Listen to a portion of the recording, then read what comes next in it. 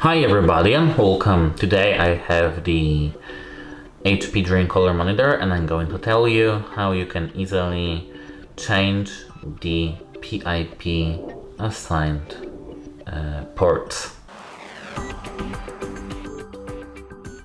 At first we have to click on the back of our monitor. We have to double click this button, 1, 2, which is in the bottom right corner, and scroll to Image. Here we have to click on it and click PiP. Now we have to scroll down to assign inputs.